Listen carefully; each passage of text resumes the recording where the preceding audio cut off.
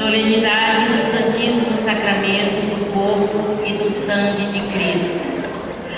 A solenidade que hoje nos reporta a Quinta-feira Santa, quando Jesus instituiu a Eucaristia, o pão dos anjos, como muito oportunamente é chamada a Eucaristia por Santo Tomás de Aquino, deve fazer-nos refletir sobre a necessidade deste alimento para a nossa alma e sobre a pureza interior, condição necessária para que a Eucaristia realmente nos alimente.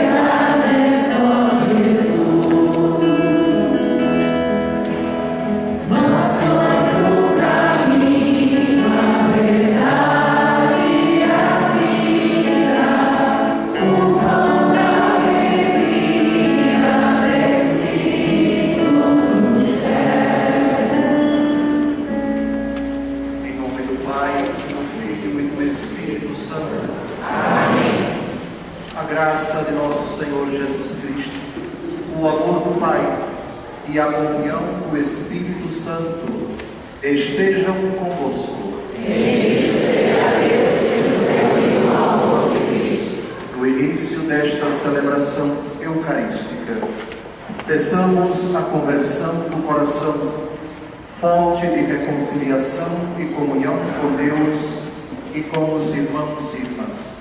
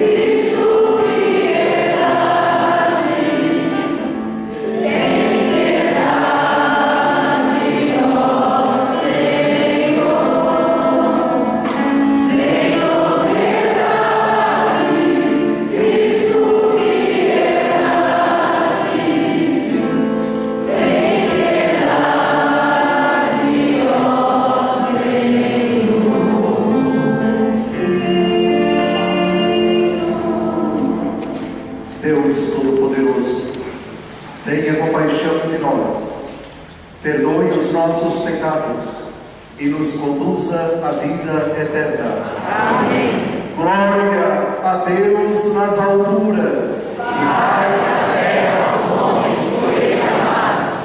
Senhor Deus, Rei dos céus, Deus Pai Todo-Poderoso, nós nos louvamos, nós nos bendizemos, nós nos adoramos, nós nos glorificamos, nós nos damos graças por vossa imensa glória.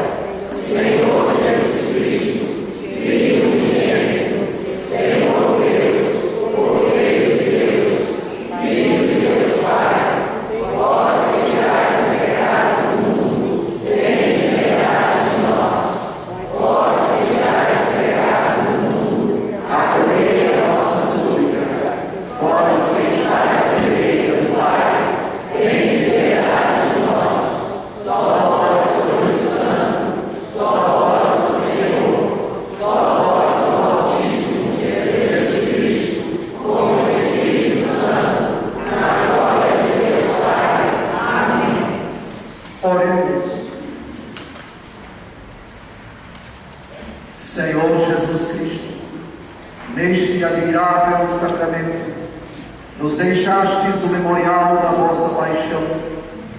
Dai-nos venerar com tão grande amor o mistério do vosso corpo e do vosso sangue, que possamos colher continuamente os frutos da vossa redenção. Vós que sois Deus com o Pai, na unidade do Espírito Santo. Amém.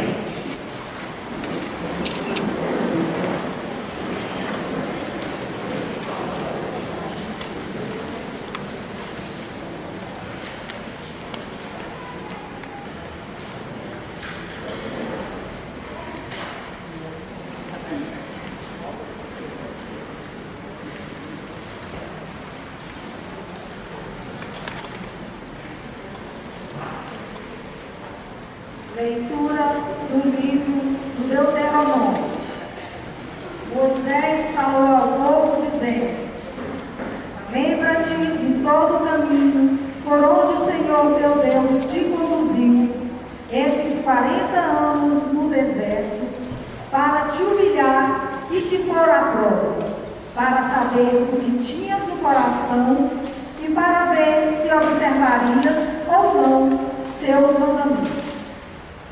Ele te humilhou, fazendo-te passar fome e alimentando-te com maná, que nem tu nem teus pais conhecias, para te mostrar que nem só de pão vive o homem, mas de toda a palavra que sai da boca do Senhor. Não te esqueças do Senhor teu Deus, que te fez sair do Egito, da casa da escravidão, e que foi teu guia no vasto e terrível deserto, onde havia serpentes abrasadoras, escorpiões e uma terra árida e sem água alguma. Foi ele que fez jorrar água para ti da pedra duríssima e te alimentou no deserto com maná que teus pais não conheciam. Palavra do Senhor. Graças a Deus.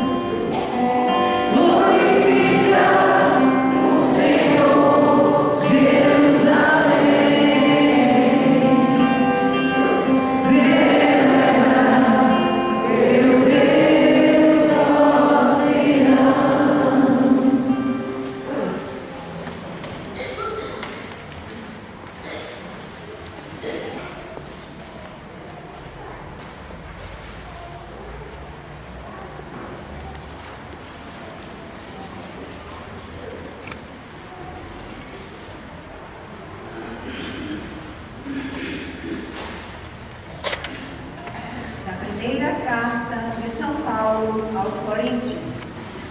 Irmãos, o cálice da bênção, o cálice que abençoamos, não é comunhão com o sangue de Cristo?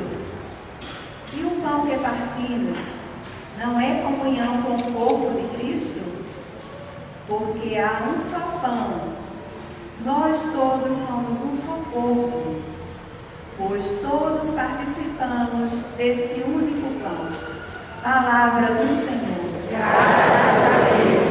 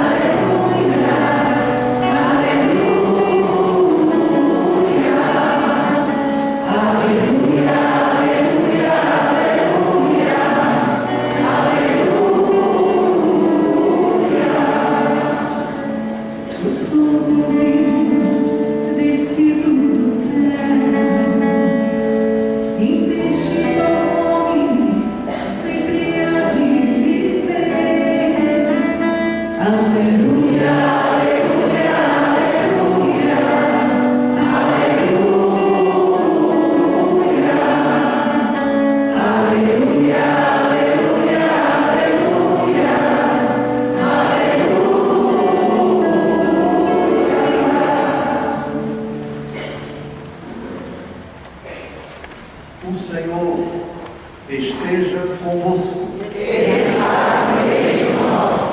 Proclamação do Evangelho de Jesus Cristo segundo João. Glória a vós, Senhor.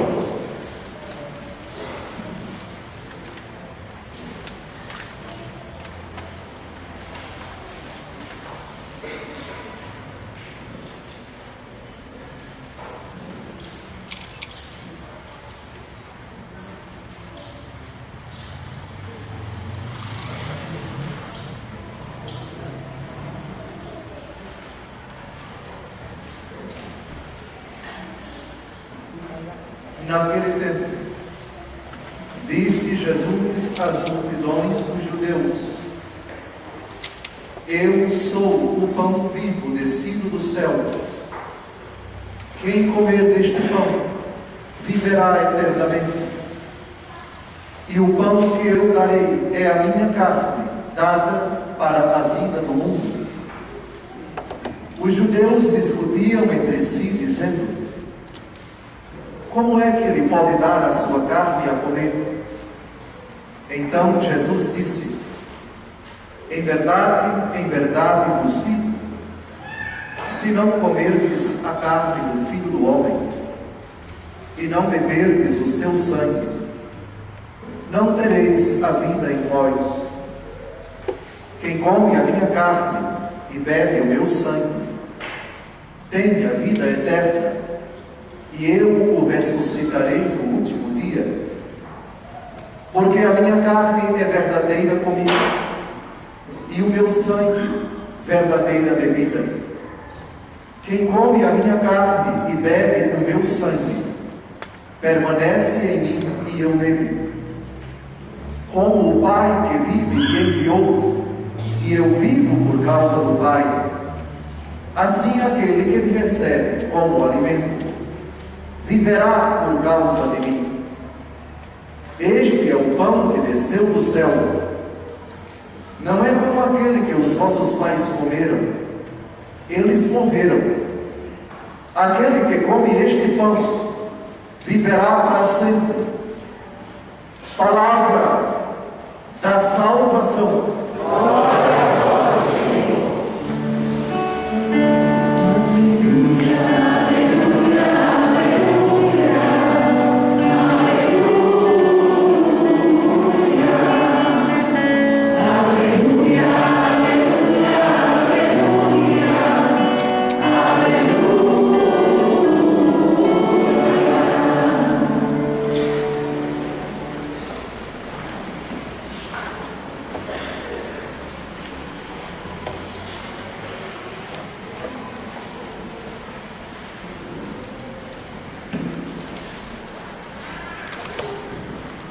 uma das tentações de nosso Senhor Jesus Cristo antes do início de sua vida pública. Foi sugestivamente sedutora. Jesus jejuara 40 dias. Estava sem comer e sem beber. O demônio se aproxima e lhe diz: se és filho de Deus, transforma estas pedras em pães. Ao dizer isto, o demônio evocou uma das necessidades básicas do ser humano. O demônio tenta nosso Senhor, propondo-lhe atender a uma necessidade. E é esta palavra-chave, o ponto de partida para a homilia desta solenidade do Santíssimo Corpo, Sangue, Alma e Divindade de nosso Senhor Jesus Cristo. Ao criar o homem, um ser substancialmente composto de matéria e de espírito, de corpo e de alma, Deus coloca no homem uma dupla necessidade. Ele necessita de um alimento que sacie o seu corpo, mas também, e aqui está a sutileza de Satanás na tentação, ele não citou isto, Jesus citou. A resposta de Jesus foi à altura. Nem só de pão vive o homem, mas de toda a palavra da boca de Deus. Ao dizer isso, nosso Senhor Jesus Cristo não antepôs, nem contrapôs as duas necessidades. Não se pode jamais contrapor necessidades do corpo às necessidades da alma. É verdade que São Paulo, na carta aos Romanos, diz: eu conheço o bem que quero e acabo fazendo o mal que não quero. A carne tem requisitos, tem exigências que são contrárias às do Espírito, mas isso após o pecado. Foi o pecado quem introduziu uma tensão, uma contraposição, desejos da carne, mas carne não no sentido material, o homem escravo do pecado, às necessidades do Espírito. Voltemos agora ao livro do Gênesis. As primeiras manifestações, as primeiras necessidades do homem, do livro do Gênesis, antes do pecado, para nós compreendermos bem nosso Senhor Jesus Cristo instituindo a Eucaristia, antes do pecado, capítulos 1 e 2 do livro do Gênesis, é preciso nós compreendermos três necessidades básicas do ser humano. Caim e Abel, cada um, à sua maneira, realizava o que a Deus? Sacrifício. Cada um oferecia a Deus o fruto do seu trabalho.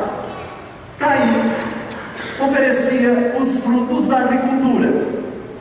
Ele era um agricultor. Abel era um criador de animais. Ele sacrificava a Deus os animais. Surgiu um problema, e não está na oferenda, e não está no que Caim ofereceu. Caim não pecou por ter oferecido frutos da agricultura. Se assim fosse, essa profissão seria amaldiçoada. O problema não está na oferenda, mas na intenção. O problema de Caim não foi o que ele ofereceu, mas o que ele nutria pelo seu irmão. E por isso chamou o irmão à parte e o matou. De qualquer forma, tanto Caim quanto Abel manifestaram uma das necessidades próprias do ser humano: sacrificar a Deus. O sacrifício, gravem essa palavra-chave, porque lá na frente com Jesus, ela será importante para compreendermos a instituição da Eucaristia. O homem, de forma bem rudimentar, bem arcaica, não compreendendo bem quem era Deus, mas sentia a necessidade de sacrificar a Deus. Quem é o autor de tudo isso? Quem me criou? Só pode ser o ser que eu não vejo, mas que existe. E eu rendo graças a Ele, entregando para Ele, ainda que Ele não necessite, ainda que não seja um requisito básico para Ele ser o que Ele é, ou ser mais aquilo que Ele já é. Mas eu ofereço, não porque Ele precisa, mas porque é sinal de gratidão. Sacrifício.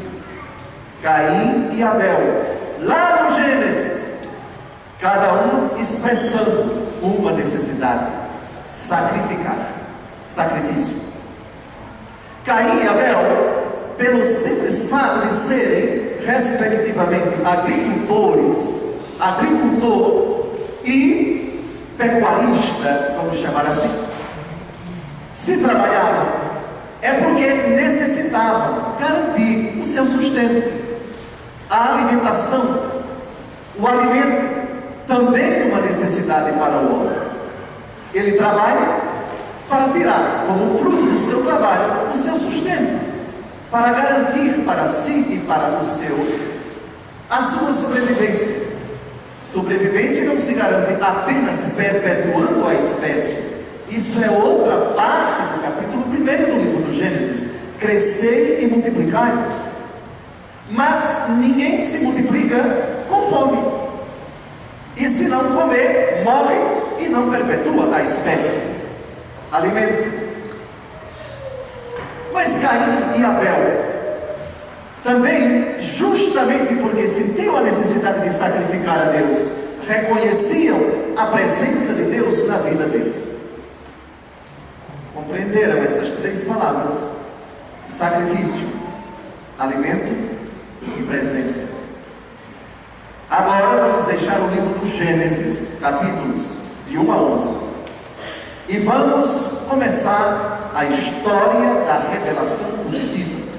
Esse Deus que Caim e Abel adoravam, que Adão e Eva, seus pais, Sem, Cã, Jafé, os outros filhos de Caim e de Abel, adoravam, sacrificavam, agradeciam a Deus, a este Deus, pelo alimento que lhes concedia este Deus, e em cuja presença procuravam caminhar. Agora se revela, toma a iniciativa de falar com os homens na pessoa de um arameu, hoje diríamos um iraquiano, Abraão, cujo nome depois foi mudado para Abraão.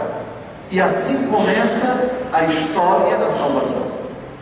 Abraão gerou Isaac, Isaac gerou Jacó, Jacó gerou os seus 12 filhos, depois 12 patriarcas. Essa nação cresceu e foi levada para o Egito, onde ficou durante mais de 400 anos. Depois subiu um faraó que não conhecera José, um dos 12 filhos de Jacó, que fora para o Egito, vendido como mercadoria pelos seus irmãos, que dele nutriam uma inveja tremenda. Este depois se tornou governador do Egito. Acolheu os seus filhos depois de uma grande vicissitude, quando a fome e a carência sobrevieram na terra de Jacó, e esses foram a pedido do velho pai procurar comida, procurar alimento. Palavra-chave, uma das três: sacrifício, alimento e presença. Este Deus que sempre foi presença na vida deste povo, que não permitiu que esse povo passasse fome. Reparem o que disse o salmo que acabamos de ouvir, que acabamos de cantar: a paz em teus limites garantiu, e te dá como alimento a flor do trigo. Deus sempre alimentou esse povo, não foi diferente no cativeiro do Egito. Depois de 40 anos, aqui já entramos, depois de 400 anos no cativeiro do Egito, Deus suscita Moisés para ser instrumento da libertação desse povo, para dar um outro alimento, não mais fruto da escravidão, mas um alimento próprio de um povo livre, que queria uma terra que fora prometida por esse Deus, terra onde jorram leite e mel.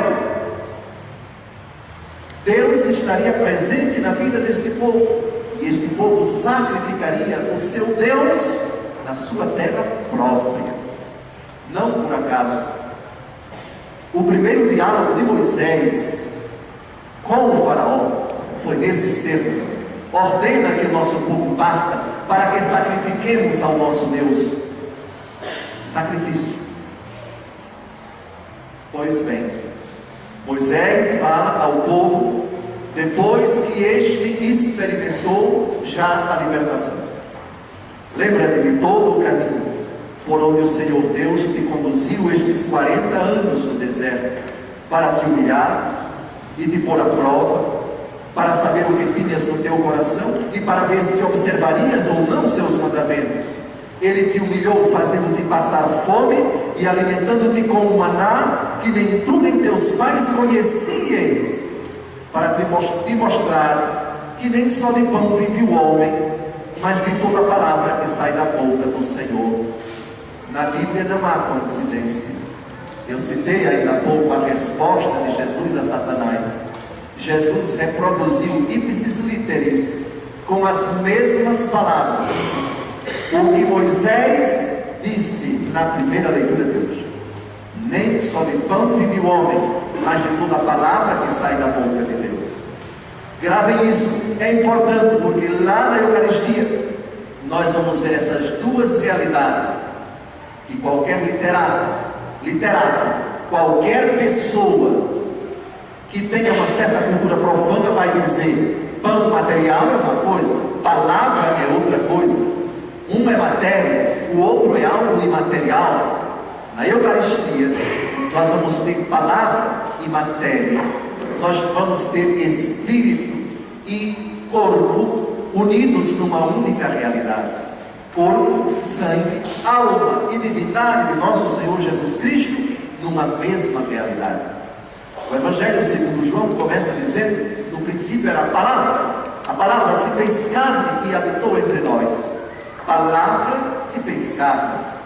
A novidade do cristianismo é que palavra não é algo que brota como resultado do agrupamento de ideias e lições, levando uma pessoa a compreender o que a outra está dizendo.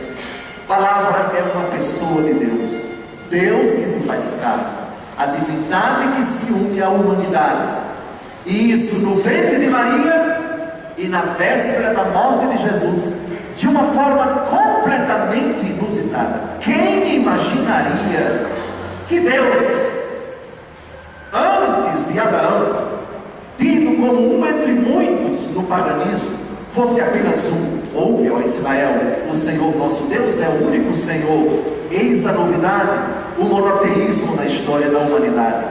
Quem imaginaria que esse único Deus do Antigo Testamento se revelasse uma diversidade de pessoas? A pessoa do Pai, a pessoa do Filho e a pessoa do Espírito Santo.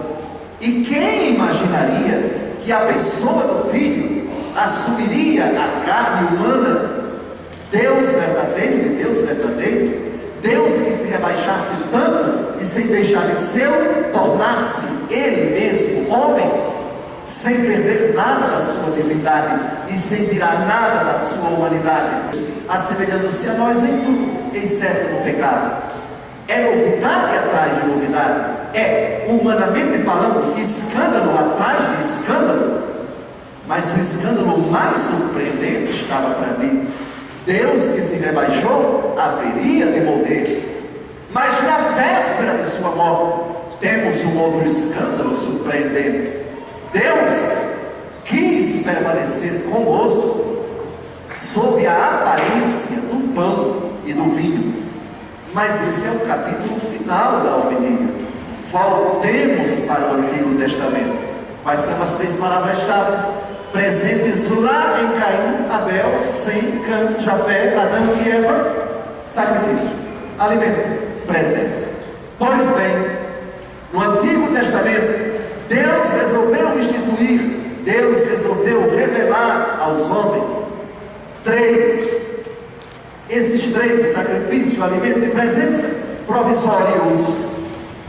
Sacrifício provisório. Olha, por enquanto eu vou instituir um culto. Eu vou determinar, vou institucionalizar um culto provisório para vocês. Assim eu vou escolher das 12 tribos uma.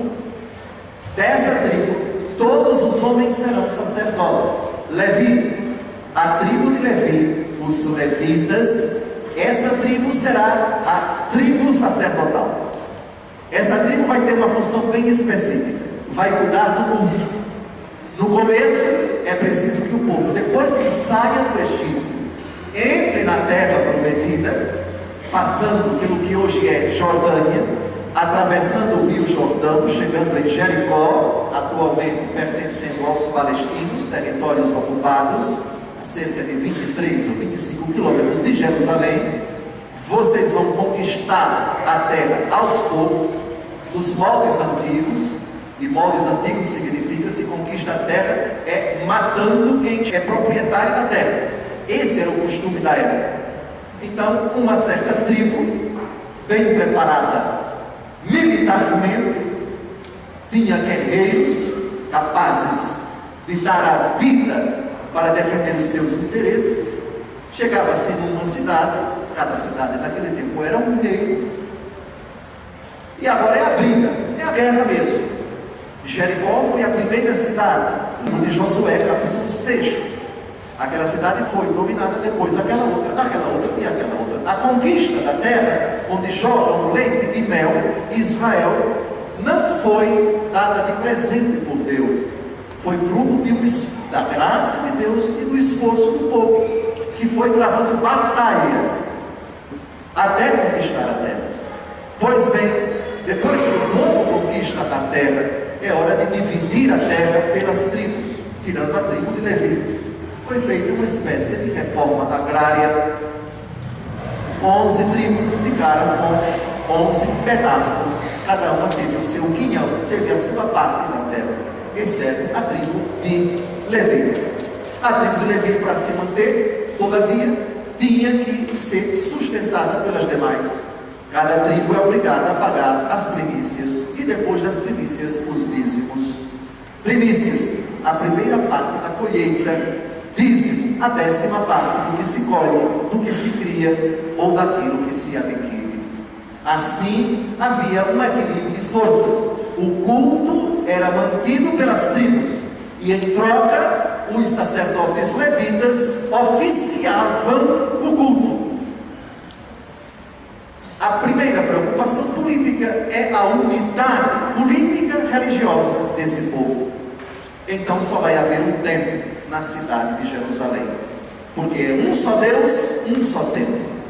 O templo onde se realiza o sacrifício, porque é um só Deus, em Jerusalém. Jerusalém está no Monte Sião, o outrora chamado Monte Moriá, onde Abraão sacrificou o seu filho a Deus. Não chegou a matá-lo, chegou a levantar um punhal, porque Deus pediu que ele sacrificasse o seu filho, e acabou revelando sua fidelidade a Deus.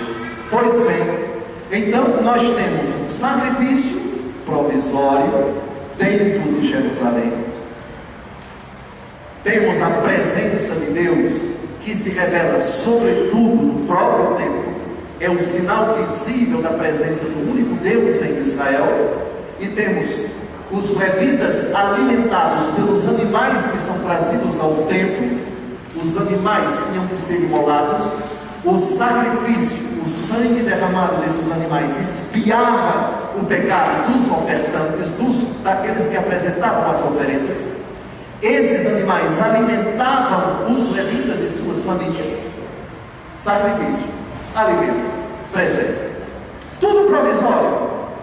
No Novo Testamento, Israel, atenção, Israel é uma nação que aguarda a vinda do Messias. Ele virá, ninguém sabe como, ninguém sabe como.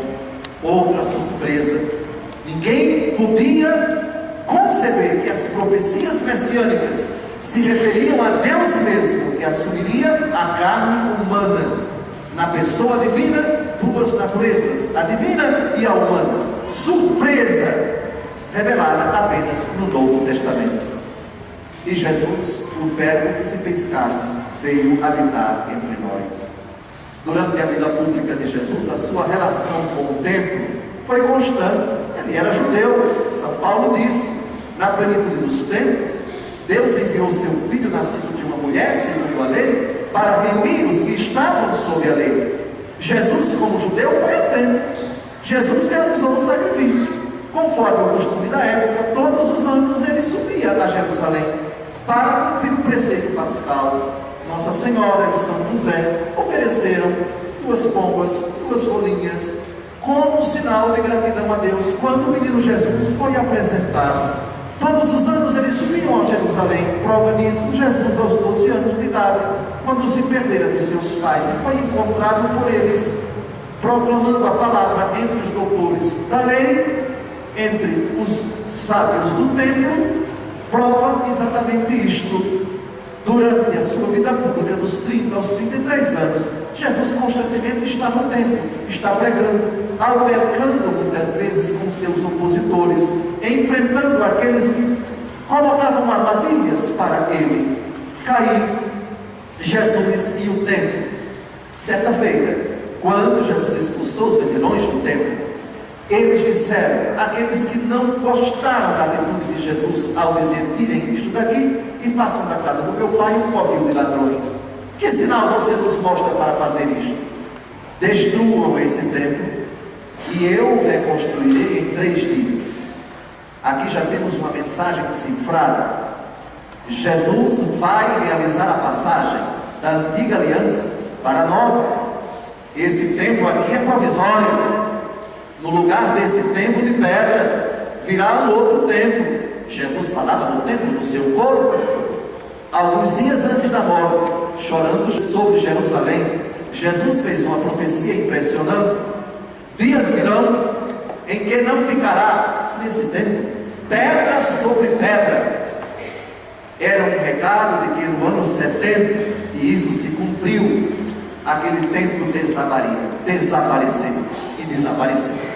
Com o general Tito, depois de uma revolta entre os judeus, a cidade de Jerusalém foi destruída. E Tito quis que o primeiro lugar a desabar para ferir o orgulho daquele povo fosse precisamente o templo de Jerusalém. Pois bem, da antiga aliança à nova, do antigo sacrifício ao novo, da antiga presença à nova, do antigo alimento ao novo. No Antigo Testamento, o maná. No Novo Testamento, um outro alimento. É no capítulo 6 do Evangelho segundo João que temos a promessa da Eucaristia. E nesse capítulo, Jesus vai falando aos pouquinhos acerca desse alimento que vai ser dado um dia. Estamos no ano 30 da era cristã, começo da vida pública dele. Essas palavras do Evangelho de hoje foram proferidas no começo de sua vida pública, 3 anos de sua morte. O que ele promete aqui vai se cumprir na véspera de sua morte. Eu sou o pão vivo descido do céu. Até aí, um protestante pode interpretar isso sem maiores dificuldades. É pão no sentido translato, no sentido bem genérico. É pão no sentido espiritual. A coisa não é bem assim, porque o discurso de Jesus evolui e ele continua: quem comer deste pão viverá eternamente, e o pão que eu darei. Agora começa o escândalo, versículo 51: o pão que eu darei é a minha carne para a vida do mundo. Agora começa a confusão, agora começa o escândalo. Jesus falou carne. Alguém pode dizer, como muitas denominações cristãs não católicas dizem, é pão vivo no sentido espiritual e é carne no sentido doutrinal. A coisa não é bem assim. É preciso ler com atenção. Chamaríamos isso de honestidade intelectual. Por favor, você não tem o direito, ao ler um texto, interpretar uma determinada palavra segundo o seu critério. Faça um esforço, por favor, de tentar compreender qual foi o sentido da palavra na mente de quem a pronunciou. Há um ditado muito curioso, irônico até, que diz que texto sem contexto é pretexto. Pode parecer até um jogo de palavras, mas é verdade. Se você tira da Bíblia uma palavra fora do contexto, e o contexto da palavra está no versículo, e o contexto do versículo está no capítulo, e o contexto do capítulo está no livro, e o contexto do livro está na Bíblia. É preciso que você se adeque à mentalidade, ao pensamento de quem falou e de quem escreveu, para não chegar ao absurdo de concluir que a Bíblia disse aquilo que você disse, que aquele pastor disse, que aquele intérprete da Bíblia disse, etc. Quando é o contrário. Honestidade intelectual é entender a expressão segundo o pensamento de quem a pronunciou. Voltemos então a essa questão do versículo, por favor, versículo 51. Grave agora os olhos no seu jornalzinho. O pão que eu darei é a minha carne para a vida do mundo.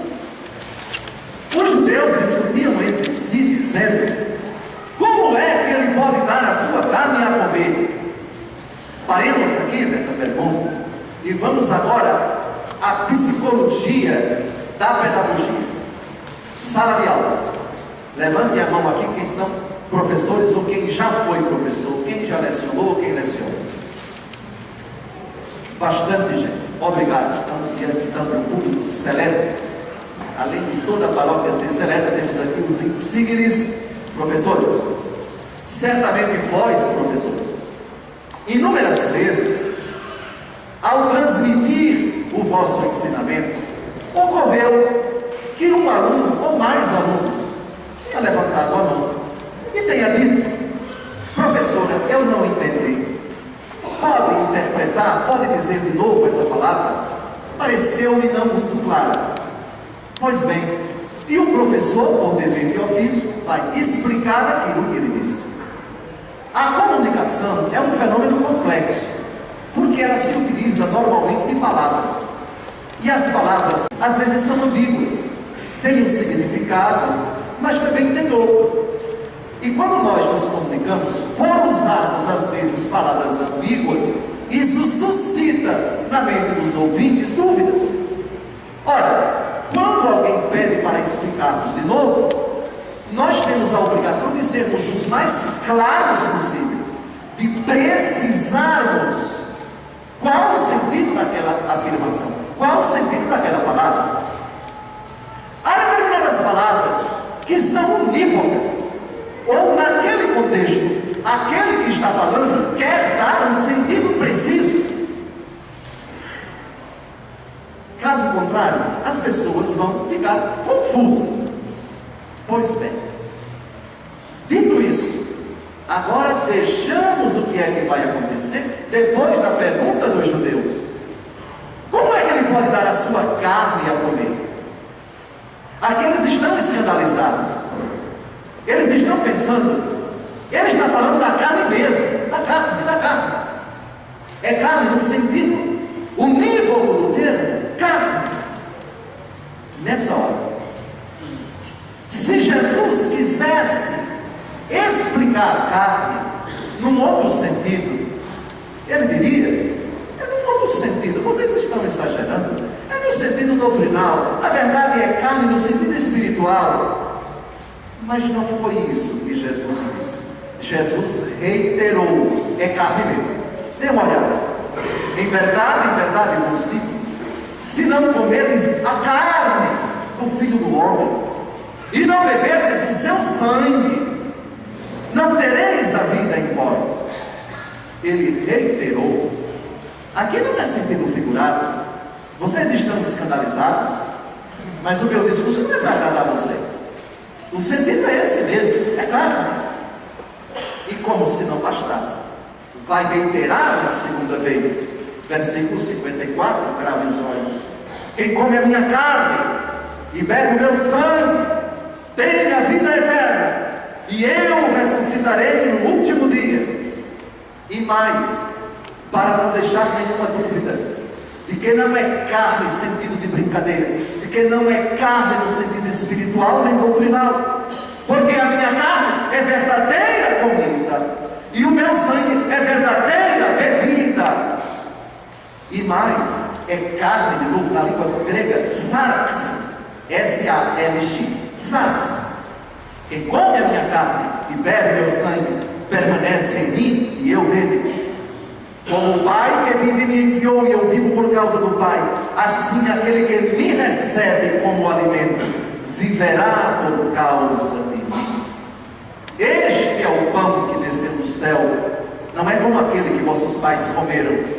Repare, aqui de novo, não é no sentido translado espiritual, doutrinal. Não, eles comeram e morreram. Aquele que come este pão viverá para sempre. O texto do Evangelho da liturgia de hoje para aqui, mas quem lê com atenção no capítulo 6, que continua esse relato, vai se surpreender no versículo 62, quando eles ouviram Jesus reiterar 6 vezes a palavra carne, é carne mesmo, é sangue mesmo. Eles disseram, é dura essa linguagem, quem a pode admitir? E a partir daquele momento, muitos já não andavam mais com ele. Foi a primeira crise protestante da Igreja Católica. Muitos deixaram Nosso Senhor. Está doido? Quem é que vai engolir uma coisa dessa? Quem é que vai admitir que nós temos que comer a carne desse homem? Isso é loucura. Isso é insanidade. Pois bem, nessa hora, se Jesus estivesse falando em sentido figurado, ele tanto explicaria para aqueles que estavam indo embora, como explicaria para aqueles que ficaram. Olha, vocês não entenderam bem. O sentido é esse, mas Jesus permaneceu firme. Pelo contrário, nem fez questão que esses continuassem com ele. Querem ir embora, paciência, para que carne é, que sangue é. Eu disse e está dito, de ponto final. Olhou para os que ficaram e ainda deu o ultimato: vocês também querem me deixar? No que São Pedro respondeu: a quem iremos nós? Só tu tens palavras de vida eterna, e nós cremos e sabemos que tu és o Santo de Deus. Jesus, no capítulo 6 de São João, promete a Eucaristia, o alimento do seu próprio corpo. Como isso vai acontecer? Será canibalismo? Nada de canibalismo. Canibalismo é comer carne de pessoa que morre. Eucaristia não é carne de pessoa que morre, é carne de um ressuscitado, é carne gloriosa de quem já se encontra no céu, corpo, sangue, alma e divindade. Pois bem, como isso vai acontecer? Jesus esperou a véspera de sua morte e, num contexto pascal, tomou o pão, deu graças, partiu e deu aos seus discípulos, dizendo: tomai todos e comei, isto é o meu corpo, que será entregue por vós. Alimento! Que surpresa! O que ele prometeu no capítulo 6 na sinagoga de Cafarnaum, no início de sua vida pública, se concretiza agora. Escândalo dos escândalos, absurdo dos absurdos à luz da razão. E quem disse que a Eucaristia se explica com a razão? E quem disse que Deus se adequa à nossa inteligência? E quem disse que conseguimos explicar o mistério da Trindade? No dia em que a nossa razão sozinha entender Deus, eu é que vou dar um tiro na minha cabeça. Eu prefiro morrer a entender Deus. Mas a fé potencializa a minha razão, e eu aceito que Deus é um só, que é Trindade, que se encarnou no ventre de Maria, que instituiu a Eucaristia, que morreu e ao terceiro dia ressuscitou. Pois bem, não estamos aqui diante de um mistério que, para ser acolhido pelo coração do católico, tem que ser racionalizado, tem que ser compreendido dentro dos nossos parâmetros. Não, isso é loucura à luz da razão. Achar que Deus Todo-Poderoso se encontre tão pequeno, tão simples, tão pobre, pão indefeso, num pedaço de pão feito com as coisas mais pobres que existem na natureza: farinha e água. Farinha e água. Trigo, fruto da terra. Água. Esse elemento sem o que não existe vida. Para fazer um pão sem fermento, entenda-se, segundo o costume que remonta à celebração do pão sem fermento, dos pães ázimos, no dia da Páscoa judaica, quando os hebreus saíram do cativeiro do Egito. Jesus celebrou a Páscoa, como todos os judeus ainda hoje celebram, com pães ázimos, pães sem fermento, pão preparado às pressas.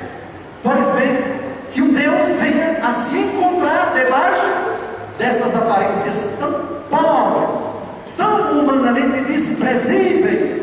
Um pedaço de pão. Uma santa já dizia: Jesus, eu te adoro, porque tu és escandaloso 3 vezes. O escândalo da encarnação, tão pobre em Belém de Judá. O escândalo da cruz, tão miserável do Calvário. E o escândalo do tabernáculo, tão pequeno, tão indefeso, tão simples, nas aparências do pão e do vinho consagrados. Mas, alimento, tomai e comei, isto é o meu corpo. Tomai e bebei todos vós, este é o cálice do meu sangue. E aqui já entramos na segunda dimensão, na segunda necessidade. Lembram de Caim e de Abel? As primeiras manifestações da sua religiosidade: oferecer a Deus o sacrifício. Agora, o sacrifício que vai acontecer na cruz no dia seguinte já está incluído neste rito sacrificial. A missa é sacrifício de Cristo no Calvário, que é perpetuado no altar. Cálice do meu sangue, sangue da nova e eterna aliança, derramado por vós. Agora não tem mais o sacrifício do Antigo Testamento, agora é o sacrifício de Cristo no Calvário. A nova, a eterna aliança, o novo, o eterno pacto, o definitivo pacto que Deus selou com o seu povo em Cristo, com o seu sangue derramado na cruz. Sacrifício que expia o pecado, os pecados dos homens. E presença, isto é o meu corpo. Sacrifício derramado por vós. Alimento, tomai e comei. Presença, isto é o meu corpo. Sacrifício, alimento e presença. Eis o sinal admirável que nosso Senhor Jesus Cristo instituiu para permanecer conosco de uma forma única. Ele permanece na nossa vida, na nossa casa. Estarei convosco todos os dias, até a consumação dos tempos. Está conosco, Ele é onipresente, está presente em toda parte. Está presente na nossa vida quando choramos, quando dormimos, quando vamos ao hospital, quando vamos trabalhar. Sim, Ele é Espírito, na força do Espírito está sempre conosco. Mas Ele quis uma presença única, incomparável, presença que satisfizesse as 3 necessidades do homem: sacrifício, alimento e presença. Em casa, podemos fazer o nosso sacrifício, mas não o sacrifício de Cristo. Não um sacrifício feito por meio da igreja. Em casa nós nos alimentamos com a palavra de Deus, mas só na missa nos alimentamos com a palavra de Deus. Mesa da palavra, ambão, 2 mesas. Já repararam? Toda a igreja católica tem que ter 2 mesas. Mesa da palavra. Isso daqui eu posso criar na minha casa. Vocês também podem. Vocês podem, com a Bíblia, se alimentar da palavra de Deus escrita, da palavra de Deus oral. Mas o Senhor quis unir essa presença com uma outra presença, essa mesa com uma outra mesa, no mesmo rito. E não satisfeito com isso, eu não quero deixar para eles apenas uma ocasião de se alimentarem. Eu quero que seja perpetuado em todos os altares o meu sacrifício, o único sacrifício de Cristo, no altar do Calvário. Que ele seja presentificado, renovado, que ele seja perpetuado em todos os altares da terra, sempre até a consumação dos tempos. Eis o sentido do sacramento, do corpo, sangue, alma e divindade de nosso Senhor Jesus Cristo. Rendamos a Deus, tributemos ao Senhor glórias e louvores pelo Santíssimo Sacramento do altar. Eu não sei se já preguei 2 minutos, mas devo terminar a homilia em 2 minutos e meio, citando um admirável texto de Santo Tomás de Aquino a respeito da Eucaristia. É dele esse belo hino que vamos entoar no fim da missa. Tão sublime sacramento, adoremos neste altar, pois o Antigo Testamento deu ao Novo seu lugar. Vem a fé por suplemento e sentidos completar. Eis o que diz o grande doutor da Igreja do século XIII, o unigênito Filho de Deus, querendo fazer-nos participantes da sua divindade, assumiu nossa natureza para que, feito homem, os homens se fizessem deuses. Assim, tudo quanto assumiu da nossa natureza humana, empregou para a nossa salvação. Seu corpo, ele ofereceu a Deus Pai como sacrifício no altar da cruz, para a nossa reconciliação. Seu sangue, ele o derramou ao mesmo tempo como preço do nosso resgate e purificação de todos os pecados. Mas, a fim de que permanecesse para sempre entre nós o memorial de tão imenso benefício, ele deixou aos fiéis, sob as aparências do pão e do vinho, o seu corpo como alimento e o seu sangue como bebida. Ó precioso e admirável banquete, fonte de salvação e repleto de toda suavidade, que há de mais precioso que este banquete? Nele já não é mais a carne de novilhos e cabritos que nos é dada a comer, como na antiga lei, mas é o próprio Cristo, o verdadeiro Deus, que se nos dá em alimento. Poderia haver algo de mais admirável que este sacramento? De fato, nenhum outro sacramento é mais salutar do que este. Nele, os pecados são destruídos, crescem as virtudes e a alma é plenamente saciada de todos os bens espirituais. É oferecido na Igreja pelos vivos e pelos mortos, para que aproveite a todos o que foi instituído para a salvação de todos. Ninguém seria capaz de expressar a suavidade deste sacramento. Nele se pode saborear a doçura espiritual em sua própria fronte, e torna-se presente a memória daquele imenso e inefável amor que Cristo demonstrou para conosco em sua paixão. Enfim, para que a imensidade deste amor ficasse mais profundamente gravada nos corações dos fiéis, Cristo instituiu este sacramento durante a última ceia, quando, ao celebrar a Páscoa com seus discípulos, estava prestes a passar deste mundo para o Pai.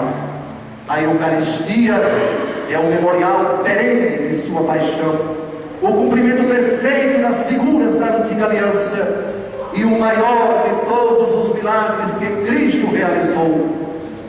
É ainda singular conforto que ele deixou para os que se entristecem com a sua ausência. Amados, isto há 800 anos.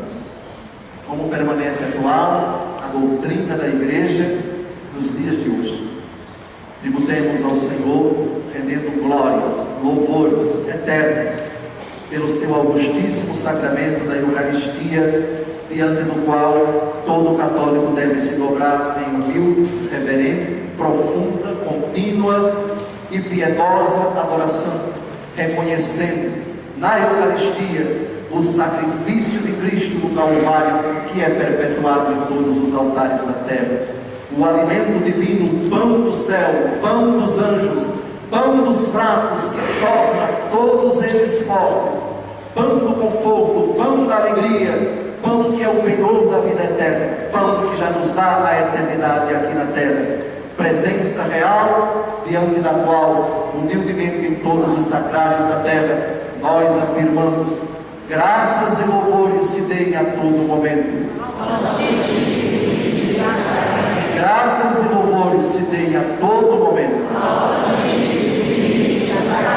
Graças e louvores se deem a todo momento.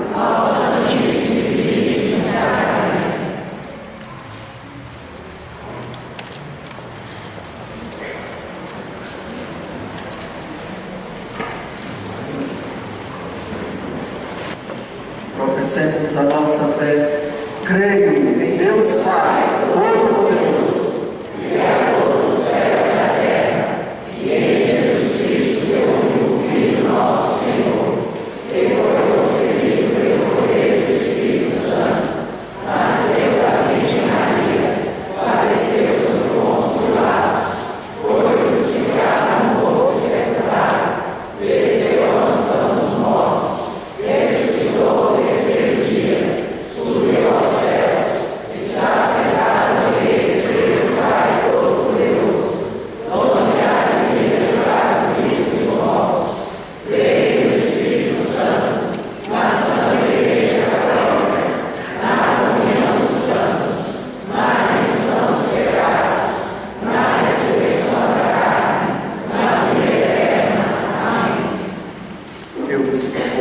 uma oração dos fiéis silenciosa diante do mistério inefável da Eucaristia, que o nosso coração, exultando de alegria, apresente ao Senhor que se fez carne, se fez pão, se fez Eucaristia, e supliquemos por nós, pelos nossos e pelas necessidades da Igreja e do mundo inteiro.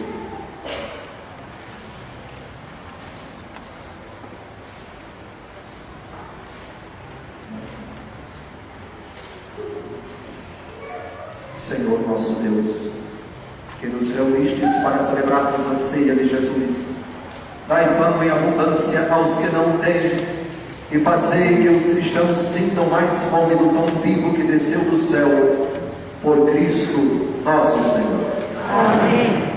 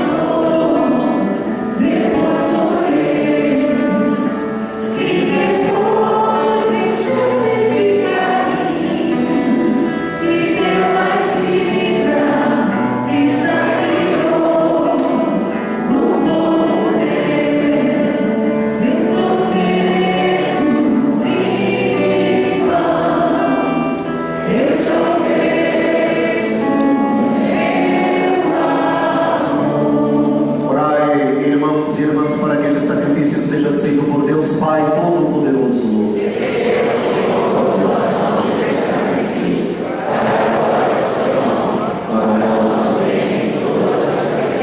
Concedei, ó Deus, a vossa Igreja os dons da unidade e da paz, simbolizados pelo pão e o vinho que oferecemos na Sagrada Eucaristia, por Cristo nosso Senhor. Amém. O Senhor esteja convosco. Corações ao alto. Demos graças ao Senhor nosso Deus. Na verdade, é justo e necessário, é nosso dever e salvação dar-vos graças sempre e em todo lugar, Senhor Pai Santo, Deus eterno e todo-poderoso, por Cristo, Senhor nosso, reunido com os apóstolos na última ceia, para que a memória da cruz salvadora permanecesse para sempre. Ele se ofereceu a vós como cordeiro sem mancha e foi aceito como sacrifício de perfeito louvor. Pela comunhão neste sublime sacramento, a todos nutris e santificais. Fazeis de todos um só coração, iluminais os povos com a luz da mesma fé e congregais os cristãos na mesma caridade. Aproximamo-nos da mesa de tão grande mistério para encontrar por vossa graça a garantia da vida eterna. Por essa razão, com os anjos e todos os santos, entoamos um cântico novo para proclamar a vossa bondade, cantando a uma só voz.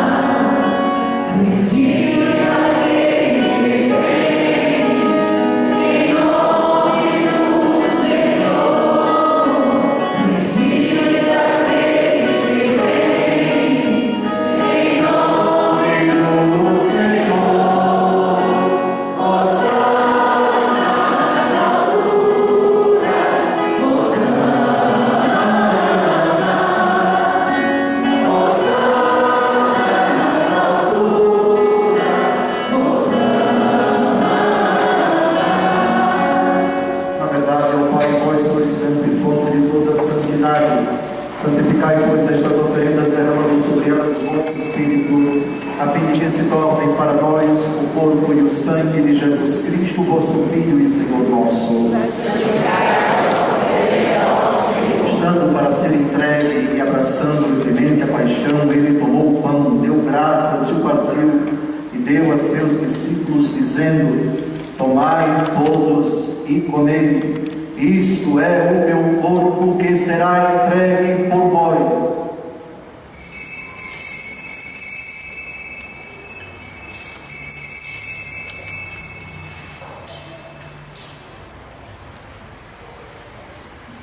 Do mesmo modo, ao fim da ceia, ele tomou o cálice em suas mãos, deu graças novamente e o deu a seus discípulos, dizendo: tomai todos e bebei. Este é o cálice do meu sangue, o sangue da nova e eterna aliança, que será derramado por vós e por todos, para a remissão dos pecados. Fazei isto em memória de mim.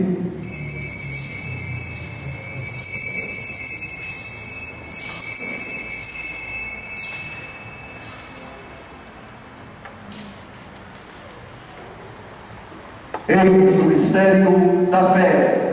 Todas vezes que comemos este pão e bebemos deste cálice, anunciamos, Senhor, a vossa morte, enquanto esperamos a vossa vinda. Celebrando, pois, a memória da morte e ressurreição do vosso Filho, nós vos oferecemos, ó Pai, o pão da vida e o cálice da salvação, e vos agradecemos porque nos tornastes dignos de estar aqui na vossa presença e vos servir. E nós vos suplicamos, susplicamos que, participando do corpo e sangue de Cristo, sejamos reunidos pelo Espírito Santo num só corpo. Lembrai-vos, ó Pai, da vossa Igreja que se faz presente pelo mundo inteiro, que ela cresça na caridade com o Papa Francisco, com o nosso arcebispo Oswino, comigo, vosso indigno servo e todos os ministros do vosso povo. Lembrai-vos também dos nossos irmãos e irmãs que morreram na esperança da ressurreição e de todos os que partiram desta vida, acolhei-os junto a vós, na luz da vossa face. Enfim, nós vos pedimos, tende piedade de todos nós e dai-nos participar da vida eterna, com a Virgem Maria, Mãe de Deus, com São José, seu castíssimo esposo, com os santos apóstolos e todos os que neste mundo vos serviram, a fim de vos louvarmos e glorificarmos por Jesus Cristo, o vosso Filho.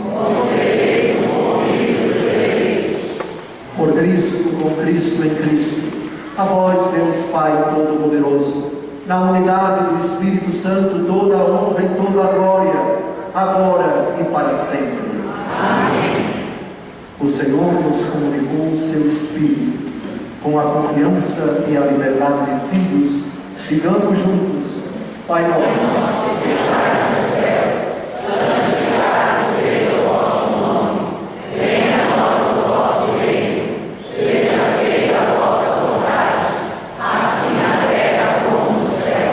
O pão nosso de cada dia nos dai hoje, perdoai as nossas ofensas, assim como nós perdoamos a quem nos tem ofendido, e não nos deixeis cair em tentação, mas livrai-nos do mal. Livrai-nos de todos os males, ó Pai, e dai-nos hoje a vossa paz.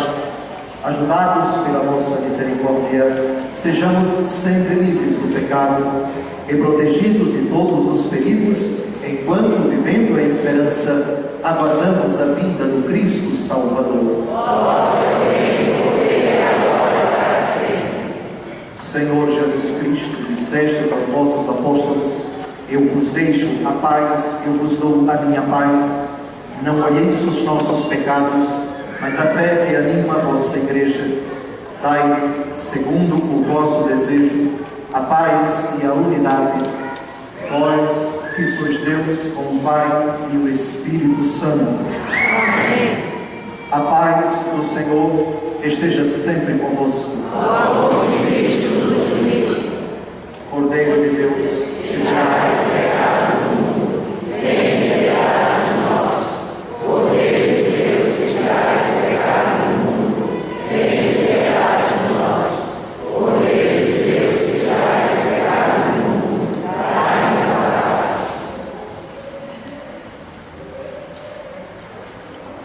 Quem come minha carne e bebe meu sangue, permanece em mim, e cada um discirna antes de comer e beber deste corpo e deste sangue.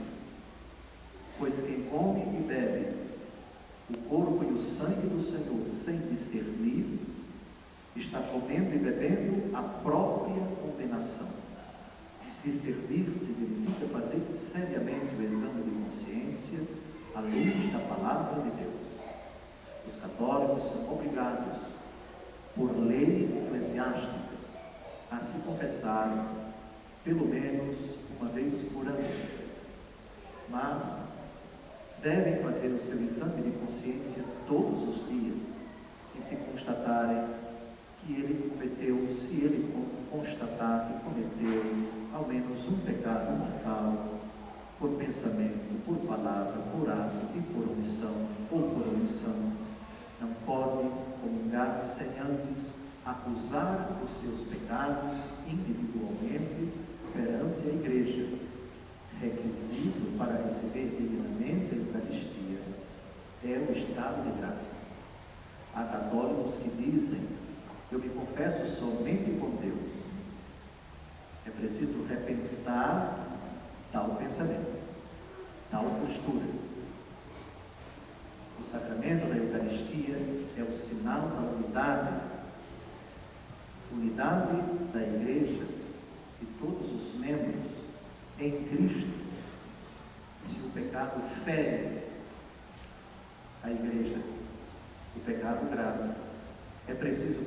reconcilie com ela.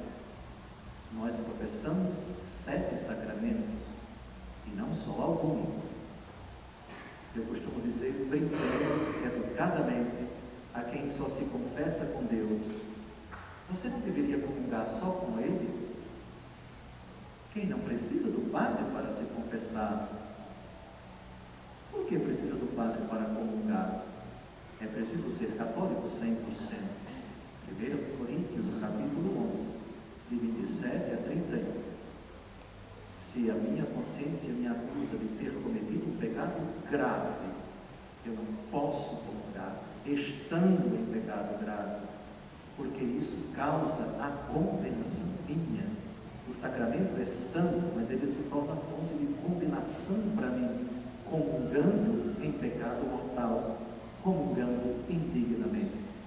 Tão necessário quanto o sacramento da Eucaristia é o sacramento da penitência. Sentados, cantemos o hino da comunhão.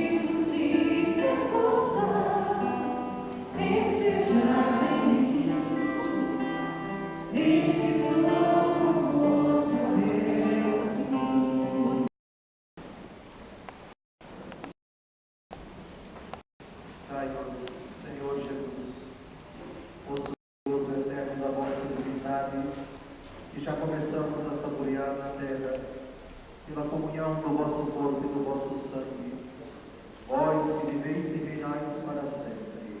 Amém. Jesus, mestre divino, chamados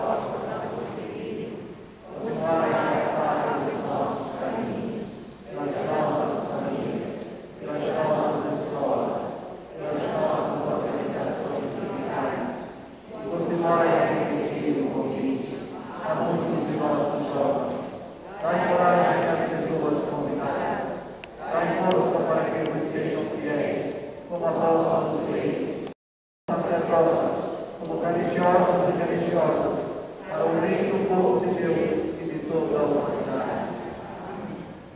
Aumentem-se os ritos finais deste dia solene, no final da Santa Missa, porque se iniciar agora a bênção do Santíssimo Sacramento e a procissão do Santíssimo ao Tabernáculo. Ajoelhemo-nos e cantemos tão sublime sacramento para esse processão do sangue, alma e pecado de nosso Senhor Jesus Cristo.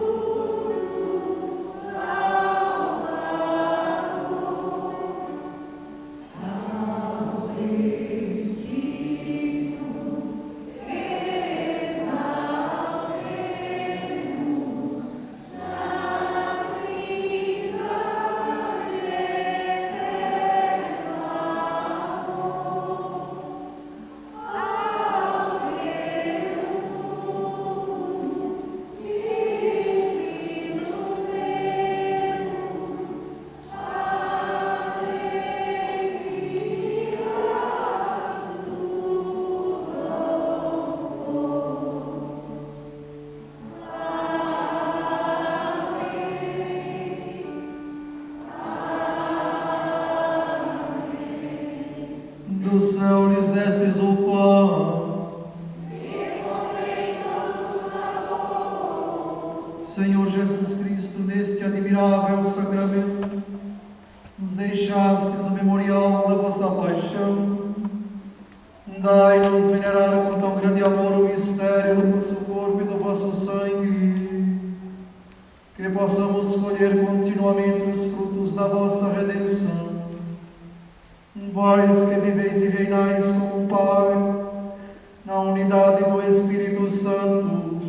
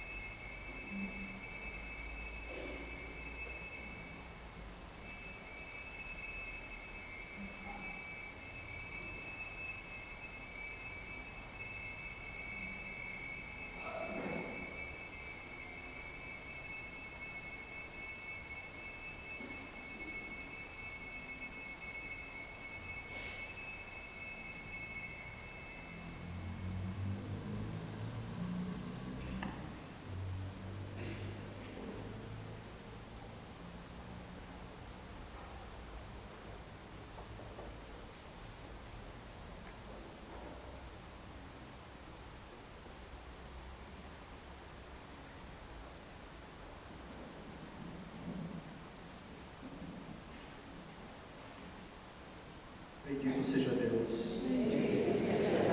Bendito seja o seu santo nome. Bendito seja Jesus Cristo, verdadeiro Deus e verdadeiro homem.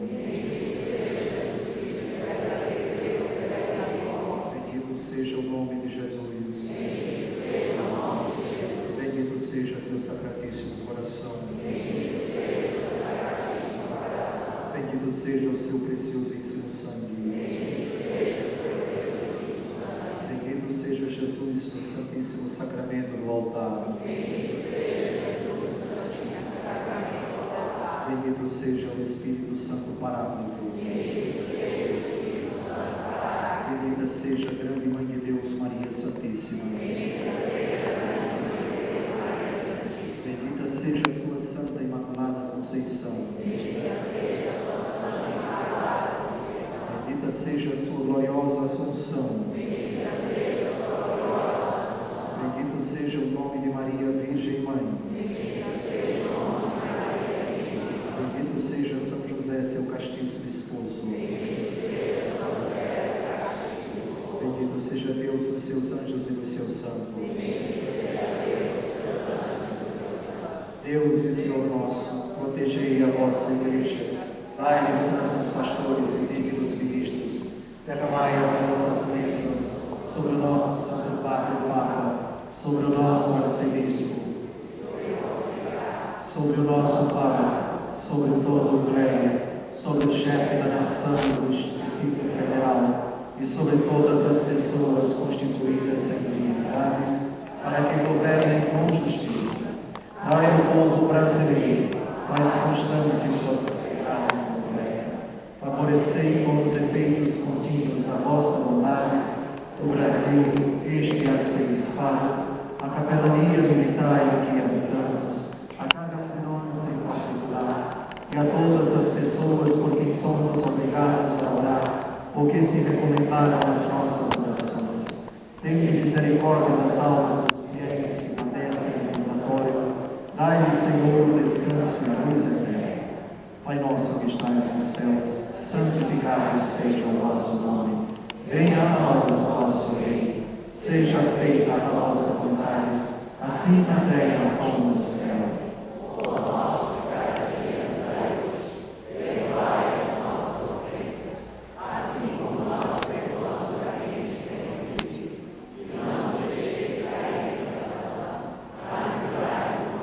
Ave Maria, cheia de graça, o Senhor é convosco. Bendita sois vós entre as mulheres. Bendito é o fruto do vosso ventre, Jesus. Santa Maria, Mãe de Deus, rogai por nós, pecadores, agora e na hora de nossa morte. Glória ao Pai, ao Filho e ao Espírito Santo. Graças e louvores se deem a cada momento. Graças e louvores se deem a cada momento. Graças e louvores se deem a cada momento.